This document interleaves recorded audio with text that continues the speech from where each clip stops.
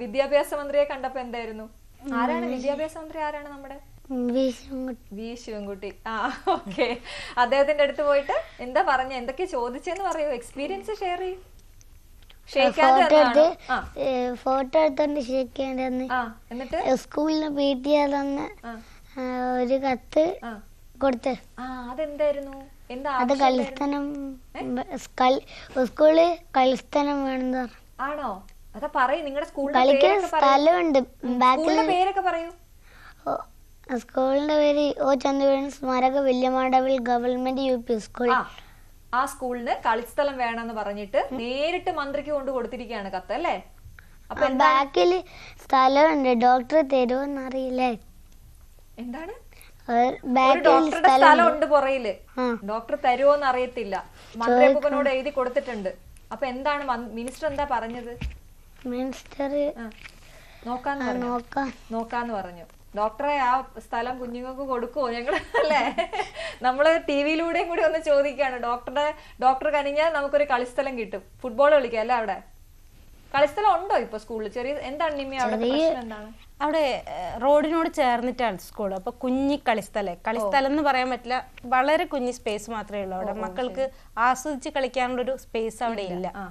ഹൈസ്കൂളാണ് ഇത്? ഇല്ല, UP വരെ ഗവൺമെന്റ് UP സ്കൂളാണ്. ഓ ശരി. മോൻ ആദ്യം മുതലേ അവിടെയാണ്? അതെ, LKG കോവിഡ് കൊണ്ടുപോയതുകൊണ്ട് UKG മുതൽ അവിടെയാ.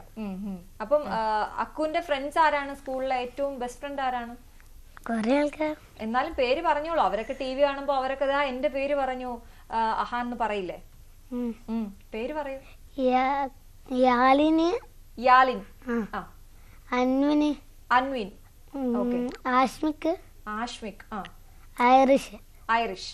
ഞാൻ ചോദിക്കുന്ന നിമ്യ സ്കൂളിൽ നടക്കുന്ന കാര്യങ്ങളൊക്കെ വന്ന് പറയാറുണ്ടോ? പറയും. അതൊരു മൂടാ, എപ്പോഴൊന്നുമില്ല, വല്ലപ്പോഴും. ഏത് ടൈപ്പ് പുസ്തകങ്ങളാ കുഞ്ഞിന് വായിക്കാൻ കൊടുക്കുക? എല്ലാം പത്രമൊക്കെ വായിപ്പിക്കാറുണ്ടോ? പത്രം അവർക്ക് എഴുതാനുള്ളത് കൊണ്ട് അത്യാവശ്യം അങ്ങനെ വായിക്കും. ഡയറി എഴുതും. ഡയറിയിൽ എന്തൊക്കെയാ എഴുതാം? അപ്പൊ രാവിലെ എഴുന്നേറ്റത് മുതൽ ഉറങ്ങുന്നവരെയുള്ള കാര്യങ്ങൾ? എഴുന്നേറ്റത് അങ്ങനെ ഡെയിലി റുട്ടീൻ ആയിട്ടുള്ള സാധനങ്ങളല്ല. നമ്മൾ അന്നത്തെ ദിവസം എന്താണ് കാഴ്ചകൾ, അതിൽ പ്രധാനപ്പെട്ട സാധനങ്ങൾ ഉണ്ടാവില്ലേ? ടീച്ചർ പറഞ്ഞോ നല്ലതാണെന്ന്? അത് ഏത് ടീച്ചറാ ഡയറി എഴുതിപ്പിക്കുന്നേ? മലയാളം ടീച്ചർ തന്നെ. വേറെ ടീച്ചർമാരുടെ കാര്യമൊന്നും പറഞ്ഞില്ലല്ലോ. ഇംഗ്ലീഷ് ടീച്ചറിന്റെ പേരെന്താ? സലീന ടീച്ചർ. നല്ല ടീച്ചറാ? ഭയങ്കര ദേഷ്യമുള്ള ടീച്ചറാ? സ്ട്രിക്റ്റ് ആണോ? ആണോ? ഇംഗ്ലീഷ് ആണോ സ്ട്രിക്റ്റ്? ഇംഗ്ലീഷ് ആണ് സ്ട്രിക്റ്റ്. ഓ ശരി ശരി. അപ്പം ഇംഗ്ലീഷ് പഠിക്കാൻ ഇഷ്ടമാണോ മോന്? ഇംഗ്ലീഷ് പഠിപ്പിക്കുന്നു പറഞ്ഞു ടീച്ചർ. ആണോ? ആരാകാൻ ഇഷ്ടം അഹാൻ? വലുതാകുമ്പോ ആരാകാൻ ഇഷ്ടം? പോലീസോ? അതെന്താ? അതറിയില്ല. അതെന്തുകൊണ്ട്? അവർ ആഗ്രഹം വരൂലേ? അനിയൻ പൈലറ്റോ ഏട്ടൻ പട്ടാളോ. എന്നുവെച്ചാ അതായത് കസിൻസ് ഉണ്ട്, അവരില് ഒരാൾക്ക് മറ്റേ പട്ടാളത്തിൽ പോവാൻ, ഇളയ ആൾക്ക് പൈലറ്റ് ആവാൻ. അപ്പൊ സ്വാഭാവികമായിട്ട് ഇവൻ പോലീസ്. അതോ ആളുകളൊക്കെ ഇടിക്കാം അങ്ങനെയാണോ? അല്ല. പിന്നെ എന്താ പോലീസ് എന്താ ചെയ്യുന്നത്? പോലീസിന്റെ ജോലി എന്താ നോക്കട്ടെ? പോലീസിന്റെ ബസ് ഓടിക്കും. അതല്ലാതെ പോലീസിന് എന്താണ്? പോലീസ് ഡ്രൈവർ ആകാം, അല്ലെ? ഓക്കെ. ഫോക്കസ്ഡ് ആയിട്ടുള്ള ഒരു ലക്ഷ്യമാണ്. ജീപ്പൊന്നും വേണ്ട, ബസ് മാത്രം. മറ്റേ അറസ്റ്റ് ചെയ്തോണ്ട് പോകുന്ന ബസ് ഉണ്ടല്ലോ, വലിയ ബസ്, അത് ഓടിക്കണം. അതാണ് നമ്മുടെ ആഗ്രഹം. ഡ്രൈവിങ്ങിനെ കുറിച്ച് അറിയാമോ മോൻ എന്തെങ്കിലും? എത്ര വയസ്സ് കഴിയുമ്പോഴാണ് നമുക്ക് ലൈസൻസ് കിട്ടുക? 18. അതൊക്കെ അറിയാം. 18 വയസ്സിൽ വേറെ എന്തൊക്കെ ചെയ്യാൻ പറ്റും? 18 വയസ്സ് കഴിഞ്ഞാൽ നമുക്ക് എന്തൊക്കെ ചെയ്യാൻ പറ്റും വേറെ? ഹെലികോപ്റ്റർ ഓടിക്കുന്നതല്ല ഞാൻ ചോദിച്ചാൽ, വേറെ എന്തെങ്കിലുമൊക്കെ ചെയ്യാൻ പറ്റുമോ നമുക്ക്? ഒരു മനുഷ്യന് 18 വയസ്സ് കഴിഞ്ഞാൽ പ്രായപൂർത്തിയായി എന്നാണ്. അപ്പൊ ലൈസൻസ് കിട്ടും. പിന്നെയോ? കോളേജില് എന്തിനു വേണമെങ്കിലും പഠിക്കാൻ പോവാം. നമുക്ക് ഇഷ്ടമുള്ള പോലെ പോവാം. അമ്മ എന്തെങ്കിലും പറയുമ്പോ പറയാറുണ്ടോ 18 വയസ്സ് കഴിയട്ടെ എന്ന് പറയാറുണ്ടോ? എന്തെങ്കിലും ആഗ്രഹമൊക്കെ പറയുമ്പോ? അമ്മ പറയലുണ്ട് 18 വയസ്സ് ഒരു പ്രാവശ്യം അച്ഛൻ മടിയിലിരുത്തിയിട്ട് വണ്ടിന്ന് ഇങ്ങനെ സ്റ്റിയറിംഗ് മാർക്കെല്ലാം ചെയ്തു. അപ്പൊ പറഞ്ഞു 18 വയസ്സ് കഴിയുമ്പോ വണ്ടി വാങ്ങാം, ലൈസൻസ് എടുക്കാന്ന് പറഞ്ഞു. അച്ഛൻ വലിയ വണ്ടി വാങ്ങാൻ പറഞ്ഞു. പക്ഷെ അച്ഛന്റെ വണ്ടി എവിടെയാ വെക്കേണ്ടതെന്ന് അറിയില്ല. ചെറിയ സ്പേസ് ചെറുതാണല്ലേ? ഓ ശരി ശരി. അപ്പൊ നമുക്ക് വലുതാകുമ്പോഴത്തേക്ക് ഒരു കുറച്ച് സ്ഥലമൊക്കെ വാങ്ങിയിട്ട് വലിയ വണ്ടിയൊക്കെ വാങ്ങിയിടാം. ഓക്കെ. ഏറ്റവും ഇനി എന്താണ് ഏറ്റവും ഒരു ആഗ്രഹം, മുന്നിലുള്ള ഒരു ആഗ്രഹം എന്താണ്? ഇപ്പൊ ഫ്ലൈറ്റിൽ കയറി, പിന്നെ നിയമസഭ കണ്ടു, ഇനിയുള്ള ഒരു ആഗ്രഹം എന്താ? ഹെലികോപ്റ്റർ കയറണം. ഹെലികോപ്റ്റർ കയറണം. നിമ്യ ഓക്കെ അല്ലേ? ഇങ്ങനെ പറയാറുണ്ടോ, എന്തെങ്കിലുമൊക്കെ ആഗ്രഹങ്ങളൊക്കെ പറയാറുണ്ടോ മോൻ? അവൻ ഓരോ പ്രാവശ്യം അവന്റെ ആഗ്രഹങ്ങൾ ഇങ്ങനെ മാറിക്കൊണ്ടിരിക്കും. ചിലപ്പോ പറയും കാനഡയിൽ ട്രക്ക് ഓടിക്കണം, കാനഡയിലെ ട്രക്ക് ഓടിക്കണം. ചിലപ്പോ പറയും പട്ടാളത്തിൽ പോണം, മീൻ പിടിക്കാൻ പോണം, അതെ മീൻപിടുത്തക്കാരനാവണം, അങ്ങനെയുള്ള കുറെ ആഗ്രഹങ്ങളാണ്. ഈ സോഷ്യൽ മീഡിയ ഒക്കെ കാണാറുണ്ടോ? യൂട്യൂബേഴ്സിനെ ഒക്കെ കാണാറുണ്ടോ? അത്യാവശ്യം. അതിന്റെ കുറച്ച് അവന്റെ പപ്പ കാണുമ്പോ കൂട്ടത്തിൽ കാണും. അതിന്റെ കുറച്ച് ഇൻഫ്ലുവൻസ് ഉണ്ട്. യാത്രകളോട് ഭയങ്കര ക്രേസ് ആൾക്ക്. ഓ ശരി ശരി. അപ്പൊ ഇങ്ങനെ വ്ലോഗ് ചെയ്യുന്നതും അതൊക്കെ ഇഷ്ടാണ്. പക്ഷെ അവനായിട്ട് ചെയ്യില്ല, അവന് കാണാൻ ഇഷ്ടം, അത്രേ ഉള്ളൂ. അപ്പൊ ഇനി ഇപ്പൊ മോന് ഭയങ്കര തിരക്കായില്ലേ നിമ്യ? അതിനെങ്ങനെയാ നിങ്ങൾ എങ്ങനെയാ അത് മാനേജ് ചെയ്യുന്നത്? നിങ്ങൾ രണ്ടുപേരും എന്താണ് ചെയ്യുന്നതെന്ന് പറഞ്ഞില്ലല്ലോ. ഞാനൊരു മാധ്യമ പ്രവർത്തകയാണ്. ഹസ്ബൻഡ് ഇലക്ട്രീഷ്യൻ ആണ്. അപ്പം ബിസി ലൈഫാണ് ഇപ്പൊ അത്യാവശ്യം. ഇവന്റെ ഇത് വന്നതോടുകൂടി അത് കൂടെ പെട്ടിട്ടാണുള്ളത്. ഫോൺ കോളുകള്. മനസ്സിൽ തൊട്ട ഒരു അഭിപ്രായം മകനെ കുറിച്ച്, മിടുക്കന എന്ന് പറഞ്ഞത് നിമ്യക്ക് മറക്കാനാകാത്തൊരു അനുഭവം എന്തായിരിക്കും? അതല്ല, എനിക്ക് അത് സ്കൂളിലെ ടീച്ചേഴ്സ് പറയുന്നത് തന്നെയാണ് നമ്മളെ സംബന്ധിച്ച് അവരാണ് ഇവനെ ഏറ്റവും കൂടുതൽ ടൈം കാണുന്നത്. നമ്മൾ ഈ രാവിലെ കഴിഞ്ഞു കഴിഞ്ഞാൽ ഈ രാത്രി ഒരു ഡ്യൂട്ടി കഴിഞ്ഞ് എത്തുമ്പോഴാണ് ഇവനെ കാണുന്നത്. അത് വളരെ കുറച്ച് സമയം. പക്ഷെ ഏറ്റവും കൂടുതൽ ഇരിക്കുന്നത് ഇവരുടെ അധ്യാപകരുടെ കൂടെയല്ലേ. അപ്പൊ അവര് പറയുന്ന അഭിപ്രായങ്ങളാണ് എന്നെ സംബന്ധിച്ച് ഏറ്റവും ഭയങ്കരമായിട്ട് എനിക്ക് തോന്നാറ്. അവർ പറയും നല്ല കുട്ടിയാണ്, നന്നായിട്ട് എഴുതും എന്നൊക്കെ പറയുന്നത് കേൾക്കുമ്പോൾ, എഴുതും വായിക്കും എന്ന് പറയുന്നത് കേൾക്കുന്നതാണ് എനിക്ക് ഏറ്റവും വലിയ സന്തോഷം. സ്കൂളിലെ മത്സരങ്ങളിലൊക്കെ പങ്കെടുക്കുമ്പോ എന്തൊക്കെയാണ്, ഏതൊക്കെ ഇതുപോലെ റൈറ്റിംഗ്, ഉപന്യാസം, കഥ അങ്ങനെയൊക്കെ പങ്കെടുക്കാം? ചിത്രരചന നിൽക്കും. കഴിഞ്ഞ തവണ എന്തോ ഫസ്റ്റ് കിട്ടിയിട്ടുണ്ട്. അങ്ങനെ ഈ ഒറ്റയ്ക്ക് സ്റ്റേജിൽ കയറുന്ന പരിപാടി നമുക്ക് ശരിയാവില്ല.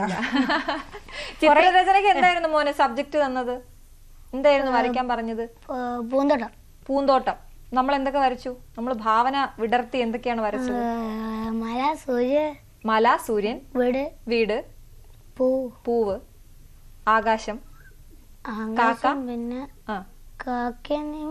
പിന്നെ തെങ്ങ്. ഫ്രഷ് ആയിട്ട് നമ്മൾ വരച്ചു. പക്ഷെ ഭംഗിയായിട്ട് വരച്ചു, ഫസ്റ്റ് കിട്ടി അല്ലേ? എന്തെങ്കിലും ആരെയാ പേടി? ഏറ്റവും കൂടുതൽ പേടി എന്തിനാ? എന്ത് സാധനത്തിന് ഏറ്റവും കൂടുതൽ പേടി?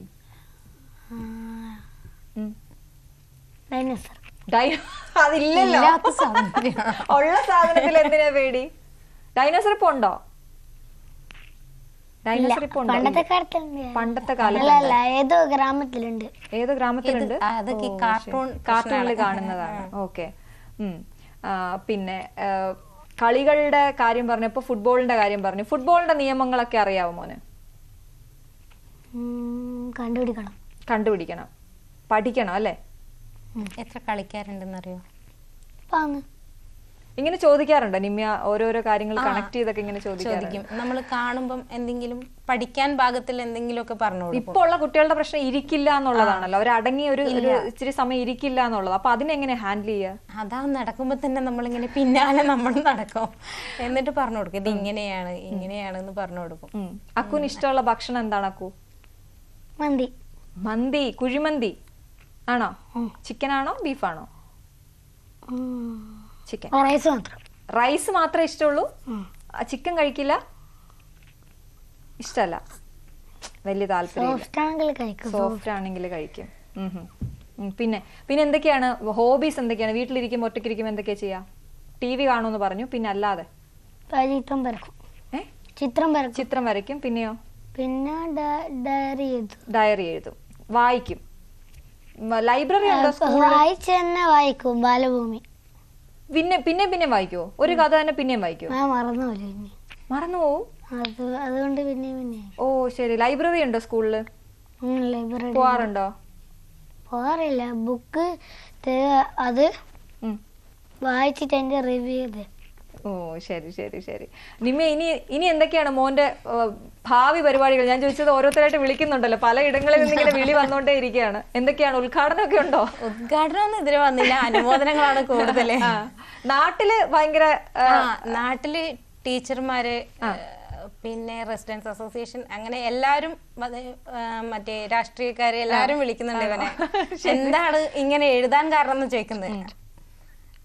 ചോദ്യത്തവൻ കൃത്യമായിട്ട് ഉത്തരം പറയുന്നില്ല എന്നുള്ളതാണ് പ്രശ്നം. അവന് തോന്നുമ്പോഴാണ് അവൻ പറയുന്നത്. അതെ, എനിക്ക് തോന്നുന്നുണ്ട്. ഞാൻ പറയുന്നത് ഇപ്പൊ നമ്മൾ ഈ ഒരു ഇന്റർവ്യൂ എടുക്കുന്ന സമയത്ത് പോലും മോന്റെ മൂഡ് അനുസരിച്ചിട്ടായിരിക്കും. ഇതിനെക്കാട്ടി നന്നായി ചിലപ്പോ സംസാരിക്കുമായിരിക്കും, പക്ഷെ ഇപ്പൊ ആ മൂഡിലായിരിക്കില്ല എന്നുള്ളതാണ്. അതാണ് ഓക്കെ, ഹാൻഡിൽ ചെയ്യാൻ കുറച്ച് പാടാണ്. അപ്പം എന്തായാലും ശരിക്കും അഭിനന്ദനങ്ങൾ പറയേണ്ടത് നിമ്മിക്കാണ്. കാരണം അത് കണ്ടെത്തിയിടുക എന്നൊരു കാര്യം കൂടി ഉണ്ടല്ലോ. ഒരു പേപ്പർ നമുക്ക് കിട്ടിക്കഴിയുമ്പോൾ നമ്മൾ മാർക്ക് മാത്രം നോക്കാതെ എന്താണ് എൻ്റെ കുട്ടി എഴുതിയത് എന്നുകൂടി നോക്കാൻ സമയം കാണിച്ചു. അത് എടുത്ത് ബാക്കിയുള്ളവർക്ക് കൂടി ഷെയർ ചെയ്തു. അത് ആ ഒരു നന്മ അത് മോനിലേക്ക് വന്നത് നിങ്ങളിലൂടെ തന്നെയാണ്. എന്തായാലും എല്ലാവിധ ആശംസകളും. അക്കു, ഓൾ ദ ബെസ്റ്റ്. എല്ലാ ആശംസകളും നേരുകയാണ്. ഇനി മുന്നോട്ട് ഗംഭീരമായിട്ട് പോകാൻ പറ്റട്ടെ. പോലീസ് ഡ്രൈവർ ആകാനുള്ള തയ്യാറെടുപ്പിൽ നമുക്ക് മുന്നോട്ട് പോകാം. അതിനൊക്കെ ഒരുപാട് പഠിക്കണ്ടേ നമുക്ക്? അപ്പൊ ഗംഭീരമായിട്ട് പഠിക്കുക, ഒരുപാട് വായിക്കുക. അത് പറ്റിയിട്ടില്ലെങ്കിൽ ബസ് ഡ്രൈവർ ആകാം. ഓക്കെ, അപ്പൊ എന്തായാലും എല്ലാത്തിനും ആശംസകൾ. താങ്ക് യു സോ മച്ച് ഞങ്ങൾക്ക് അതിഥിയായിട്ട് എത്തിയത്.